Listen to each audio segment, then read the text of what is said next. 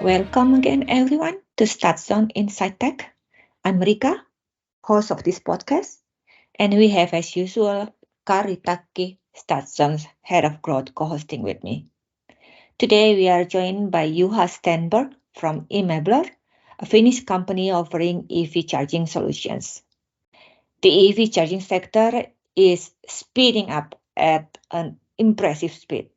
In just 1 year, the number of global public charging points increased to 2.7 million. It's a 55% growth from the previous year.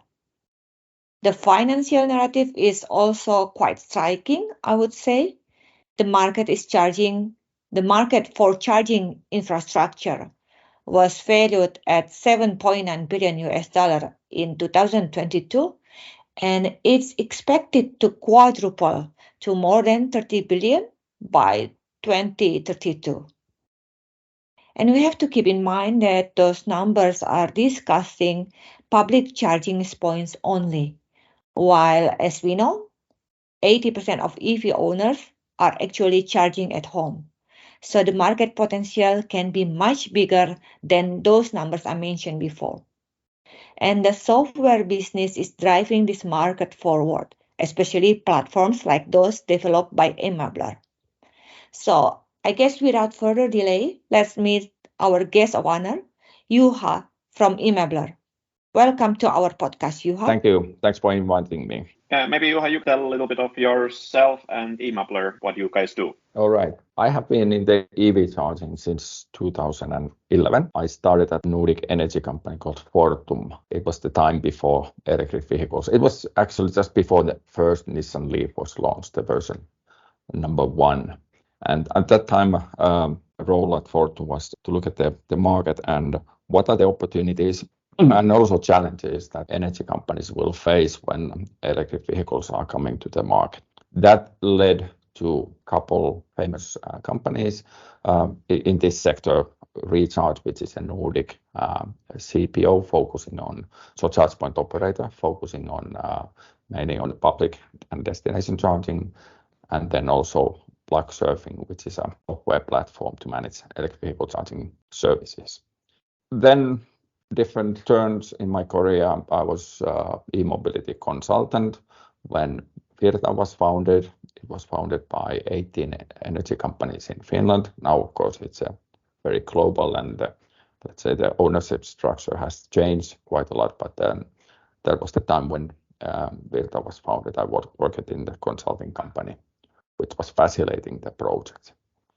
Before eMabler, I worked for EV charger manufacturer, who is doing the physical products, so the chargers. I was there for about 5 years, and I was leading that business when electric vehicles chargers were sold mainly to Europe, but also to other parts of the world. Then founded eMabler with a co-founder just before Corona. The idea for eMabler came from basically my experience or our experience, how we saw the market developing at that point. Already the Nordic market and especially Norway was a little bit ahead of other markets, and there was a need for customers to integrate electric vehicle charging service to their existing offering. Let's say parking operator, they already have the parking sites. And now when more and more people are using electric vehicle charging and electric vehicles, they are thinking, okay, how do we combine these two services? And therefore, we founded eMabler with the vision to build an open platform.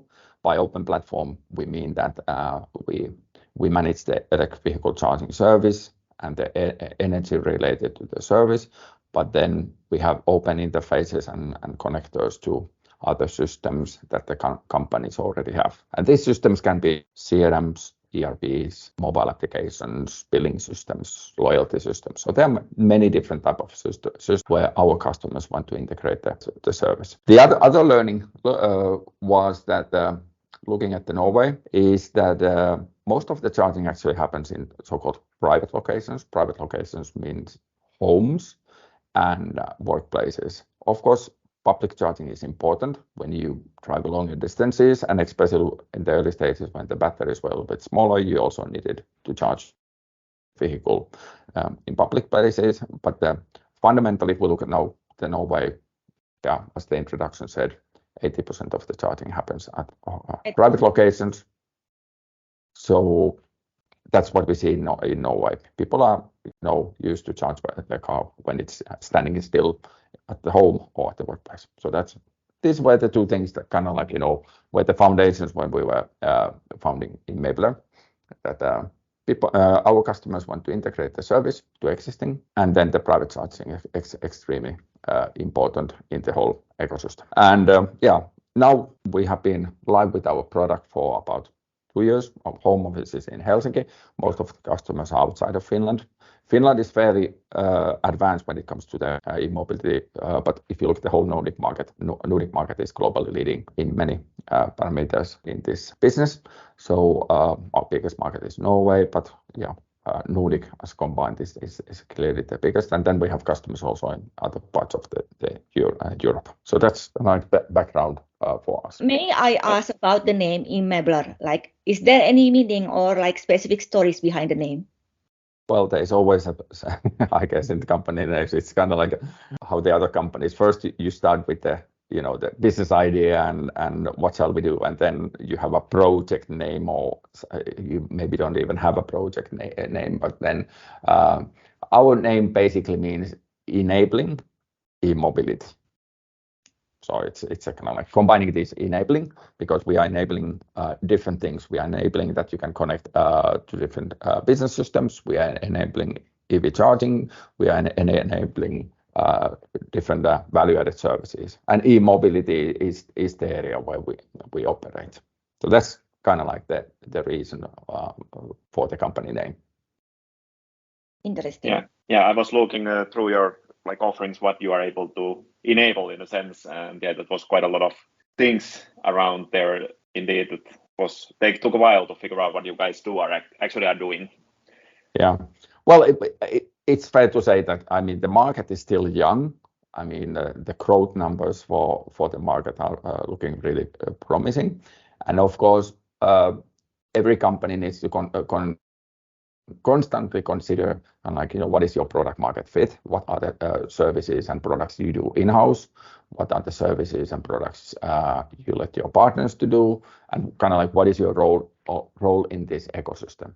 When the market, electric vehicle charging market started 10 years ago, it was quite common that the first companies in this business were offering full end-to-end solutions. We call them vertical platforms.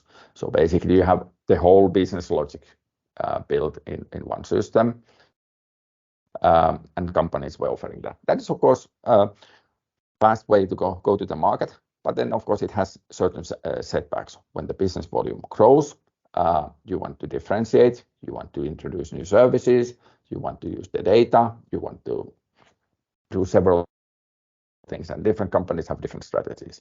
And then these vertical platforms are not best possible solution for that.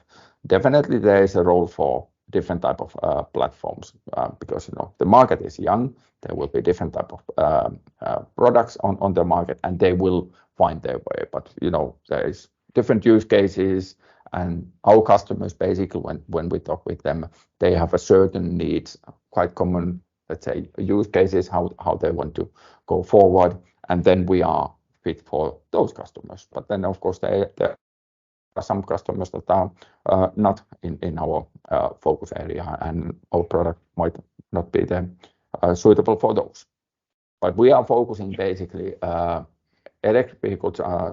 Charge point management system is the common term used in the market. So we have a platform that manages the charging network, the electricity in the charging network, the chargers.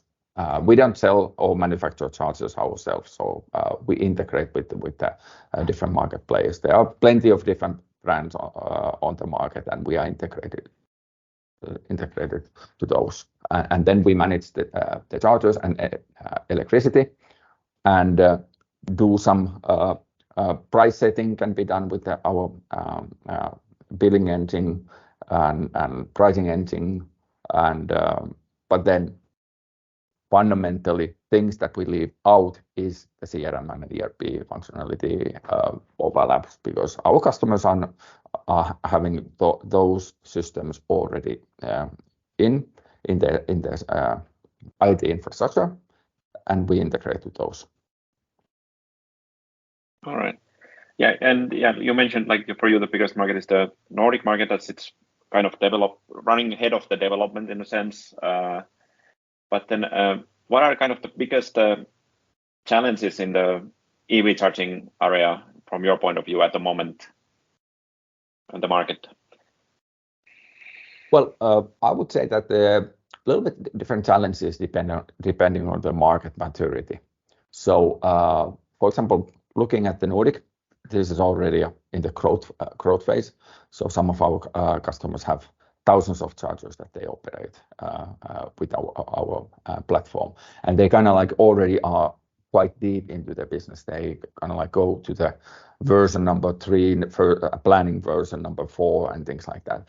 And then if we talk with some customers who are from markets that are not so developed, the need is might be a little bit different.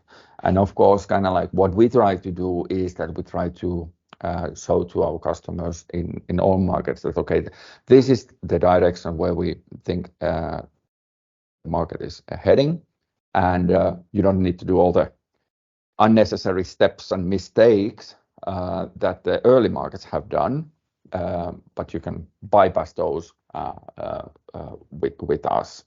Then the other thing is, of course, the regulation. I mean, just recently, the EU announced their regulation, which kind of like clarifies things, which is always good, because as long as there are uncertainties on the market, what will be required, what will be the regulation, it causes delays. So in a way, regulation is both positive and negative. Positive, definitely, it kind of like sets the framework how to operate. Not always the regulation is, however, maybe the wisest possible. Look at, for example, payments. Just recently in the EU, there was a regulation announced that, okay, for certain type of public chargers, you need to have, for example, credit card readers, and people need to be able to pay for the EV charging with their plastic credit card. Which is, yes, I fundamentally understand that is a good idea. This bypasses the need of several different mobile apps, sometimes expensive roaming, and these things that are not good working well at the moment.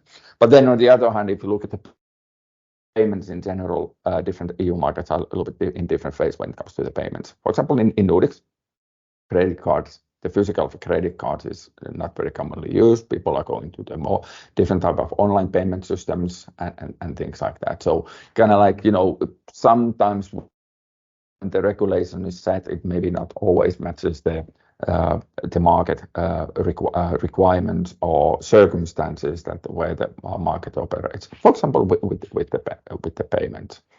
But definitely the market has come quite a long way from the start in specifying certain elements of electric vehicle charging, starting from the actual physical chargers and different type of sockets that you should offer to your customers. Because in the beginning there were several different type of physical sockets in the chargers, and the vehicles had different type of sockets. So it was quite a mess in the beginning. So lots of good things has happened with the regulation, and it has set a good ground for that.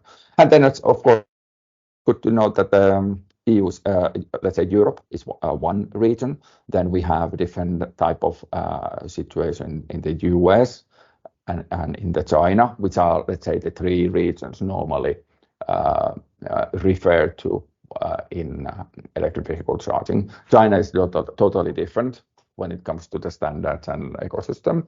And then US a little bit behind Europe, probably catching up quite fast, has made some different decisions on certain elements that Europe has made. So there are certain, especially the hardware side. When we go to the software level, then the common elements are more common. So that's of course good thing for us, but for the hardware, there are certain different elements. But as the introduction said, the market is growing really fast, and it will be substantially larger, let's say in 10 years or even in 5 years. So of course this will put certain requirements on different companies like us to select, so to say, the areas where you focus and be really good in those, and maybe bypass some opportunities that are not in your core area. Then the other thing is that what the market, I mean, there are always kind of like question marks. The thing one is that what is the role of OEMs, so the car manufacturers, in this business? Because of course their business will fundamentally change with the electric vehicles. After sales services will be different.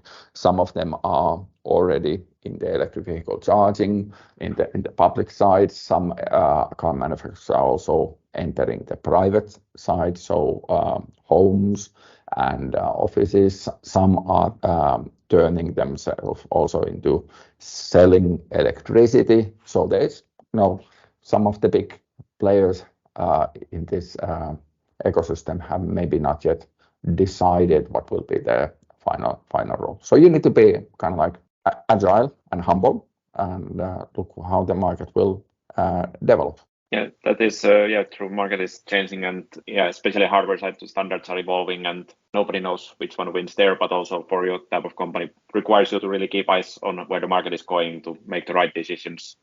But one thing what came to my mind, the question, like at the moment in the current situation, who are actually your customers? You mentioned charging point operators, I think, earlier. Is that your main customer group, or do you have other type of customers also at the moment? Yeah, well, we have a couple customer segments, you could call them.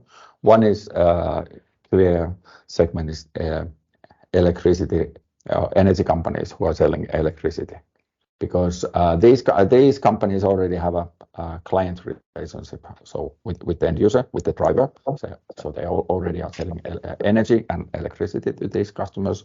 And now since the consumers are switching to electric vehicles, it's quite natural that quite many energy companies are looking at this market, that how they will introduce services. And the fundamental reason how we see energy companies is that it's not only selling the electricity and the charging service, but it's the energy management, because we have to remember that at the same time we are experiencing this energy transition when more and more renewable energy sources are built, so wind, solar, for example, and this brings volatility to the energy system. So energy companies and actors in the energy market, they need to get more hold on controllable loads, kind of like balance the production and consumption, because that needs to be stable all the time. So electric vehicles are a good way to balance the consumption. Later on, it will also bring in the local storage, so the batteries. So electric vehicles are of course also storage, because there is a, let's say, 70 kilowatt hour battery in the vehicle, and then if you can do bi-directional charging, so you can take electricity out of the battery, it will also change the market.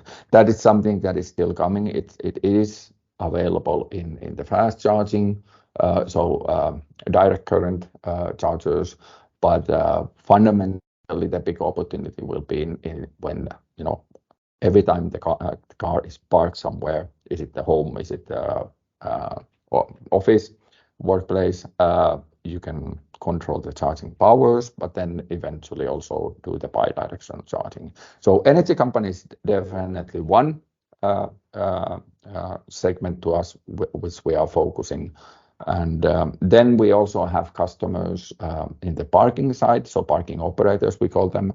So these companies who are managing parking facilities and selling parking service to the consumers.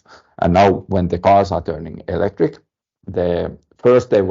some of the first ones, they were kind of like offering two services. One was the parking, and then if you had an electric vehicle, then you had another interface, another payment method for the charging. And of course, charging now when it gets more popular, they are looking at ways to integrate these two services to one interface, one invoice, and so on. So parking operators definitely one area. But then we also see that retail, supermarket, the same thing.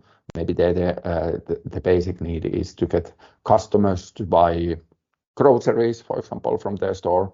They have already loyalty systems in place. So how do you reward your loyal customers? How you motivate them to download your loyalty apps and start to collect different points? Is electric vehicle charging one, let's say, element to give a loyal customer better service so that they spend more time, more money in the supermarkets? And interesting also is the petrol retailers. I mean, petrol retailers, of course, are in the difficult situation when electric vehicles are getting more popular. You don't have that much petrol retailing, but then on the other hand, they have pretty good locations already, existing locations. So many already have started the process of electrifying their sites so that you can also charge your vehicle. Some of the petrol retailers have really good, let's say, fleet offering for corporate. Reach that position that they have for the corporates, maybe even to go to the corporates and offer charging service and things like that. So quite many different segments, and I'm sure when the market develops, there will be also others. But those are the segments we currently operate. And of course, we call them EV charging operators, which are purpose-built companies for this business. Sometimes started from zero, and they are focusing on electric vehicle charging, maybe a little bit different segment, and we are then a suitable platform for them to operate that service. That sounds interesting, and probably it is also very challenging for you guys. Also, I was thinking that the customers are wide variety, but also the competition you mentioned, like that basically there has been end-to-end solutions or vertical wide. And will be. Yeah, and will be. But in some parts, of course, you provide additional value that they can focus on what is their key business, and you can take over parts of it. But how about the competitive landscape? The customer base is wide variety. How does the competitive landscape look for you guys? I would say the competitive landscape a little bit depends on the market maturity. So in the more developed market, our customers tend to know pretty precisely what will be their role in this ecosystem, what kind of services they will offer, what targets they are after, and so on. And then when we go to the little bit less developed countries, the customer doesn't always know precisely what is their strategy. Of course, we try to explain from our experience from the Nordic that how we see the market could be developing. So that is, let's say, one competitive element, customer not really knowing, because then if you don't know, you tend to kind of like go to the direction, I want it all, kind of like not really knowing. And to be honest, I don't think that in the market there is single company that can do everything alone by themselves. So this is an ecosystem game in that sense that you have different companies. So that I would say. And of course, I mean, the market is when market started, EV charging market, the first companies who entered are offering these end-to-end platforms that have everything built into their platform. We don't do the same because we integrate with existing IT infrastructure. So then those are, let's say, it's a little bit of customer choice. if they want to have EV charging as a separate business operating in different platform, or do they want to utilize the power of open ecosystem? That I would say is more. We tend to be the only one currently promoting the open ecosystem idea. So it's of course then we are one voice among the others, when maybe the others are more speaking about the closed ecosystem stories. But, yeah, I think that one is like the end-to-end is bringing also certain challenges in this interoperability also, that when you have end-to-end system, then there's other provider with end-to-end system, and we land to the one of the issues is the interoperability, and yeah, it seems that you are kind of opening the road there to enable also that much better. That. But as I said, it depends on the customer's strategy and the ambition they have, or where they want to go with electric vehicle charging, what is important for them. And if customers regard our strategy with the open platform, open ecosystem right, then we are definitely the market leader in that area. Okay, that's very interesting. How about like in general, if we are looking at EV charging industry and around that, in of course those markets which are not so developed, they probably follow certain level to the more developed markets. But what do you think are the next big things in the markets which are in the head of the development at the moment? Well, there's of course one thing that has always been kind of like in the air is when the autonomous driving will be reality. Because I mean, as long as I have been in the industry, it has been said that 5 years. They still say that within 5 years we start to say, yeah, we have some cases where autonomous driving is dominant, but when it will really take over the private vehicles, the autonomous driving, because of course, I mean, fundamentally it makes sense. 95% of the time, or even more, the vehicle is standing by. So why don't you share that resource? That's kind of like, you know, when it will come, in which segments will it come. For a certain time there were some discussions about the hydrogen, even biofuels were kind of like, you know, a little bit slowing down, but now I think the consensus among all major players is that okay, the cars will be electrified and the charging is needed. So that was kind of like maybe some of the first challenges. All in all, I would say what the market is experiencing is pretty low customer experience. So how easy it is for the end user to find place where they can charge, how easy it is to do the actual charging, how easy it is to pay for the charging and different things, because you know the early adopters in this market, they accepted certain shortcomings in these areas, but now when we see that the early majority, or in some sense late majority, is entering the market, they just want the simplicity. It needs to be simple, reliable to do charging, and that's something that the whole ecosystem needs to work on constantly to improve the user experience. Fundamentally, we think that the technical features will be quite similar to companies. They will have different strategies, but the technical features will be quite similar. But it's the user experience that will be a very important area to focus on. When do you think it is possible that you plug the car anywhere and it works like the Tesla supercharging, that the charger identifies the car and charges your account, but it wouldn't be depending on the operator anymore? Well, there is already a technology available to enable that. And as I was saying earlier, that the car manufacturers, they have been a little bit late on deciding on their role in this value chain. So-called plug and charge, when you just connect and your vehicle is then identified, and then the payment goes there and everything runs smoothly. Technology is there, but it's this, I would say, is more a business decision than a technical decision.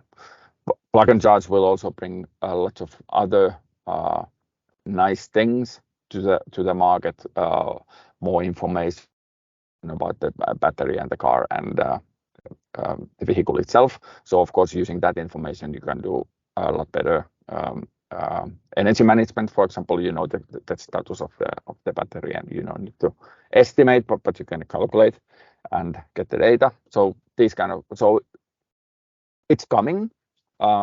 It's one of the things that will definitely come to the market and will take the user experience to the next level. If we talk about future outlook, future technology, so there's this autonomous car, but there's also this much talk about wireless charging technology. It hasn't reached the mainstream market yet, but many believe that it's going to be the next big thing in the industry. What is your opinion on this? Do you already have a product or innovation that supplements this wireless charging technology, or are you gearing up towards this technology?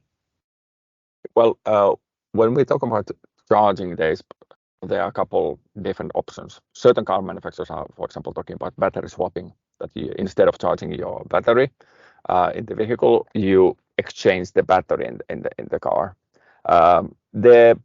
The challenge with that is that all the batteries are, if you compare different manufacturers and models, so that would require lots of assets to handle battery swapping. It sounds a nice idea that the batteries are charged at let's say some kind of changing site, and you get fast a new battery underneath your vehicle, and then you continue. But there are challenges that can the car manufacturers agree on certain standards on the batteries. That's one area, but some are also trialing that and pushing that forward. Then some time ago there was a lot of discussion, or some discussions about inductive charging, so wireless charging. So you drive your vehicle, or the vehicle will drive itself the last meters to, and then charging is wireless, so no need for the cables. That area has been quite quiet lately because there are certain challenges like the efficiency and the power it can deliver.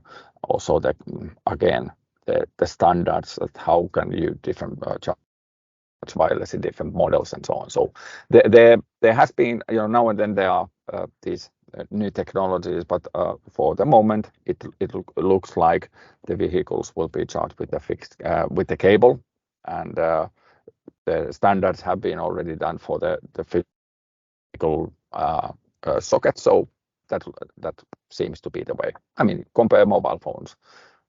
Wireless charging has been available for a long time, but I still think that most of the people are using the cable to charge their mobile phones. So. Interesting talk with you, considering your background. You have been in this industry basically since from the beginning of it, so you have a very good view on it. How the eMabler's plans for the future, in short, what are kind of your vision where you guys will be in the coming decade? Decade is a long time, but I would say that the plan to go forward is, we are happy with the success that we have gained so far. I mean, first, be strong in the home market, which we regard to be the Nordic. Of course, continue here, find new partnerships, new sales channels, new features. There's still a lot to be done, but the start has been good. We already have quite many customers within the Europe. So of course, luckily for all European companies, Europe is advanced in e-mobility, EV charging. So this is a good, so to say, home region to be. But then of course, every company should keep an eye on the global market. And how we see is that the US is can prove to be a very lucrative market to be and enter that. How we will do that? Will we do it with the partners or alone? I would guess we will do with the partners to enter that market, because US is fundamentally, let's say, about the same size as Europe. And then, of course, the rest of the world, I mean, it's really fragmented. China, probably for many, let's say, companies like us, is probably a market that they don't look after. But then, of course, Asia has lots of other large markets which can prove to be good to go, say. So market expansion is something, of course, we are looking at. The product will develop. I mean, of course, we have now, first product was launched 2 years ago. So now already within the 2 years, we have gained lots of experience and launched new features, and we continue to do so also in the future. So yeah, we are expanding in, both geographically, but also with our own portfolio. Interesting, and yeah, thank you for coming to our podcast today. Thank you. A special offer for our listeners. We are giving you full access to statistics for 30 days by registering at statson.com with the code STATSON, spelled in uppercase as TATZON. And thanks for listening to our podcast. Visit our website and get our Text 360 newsletters. If you enjoyed this podcast, subscribe, recommend the podcast to your colleagues, friends, and family, and follow us on social media.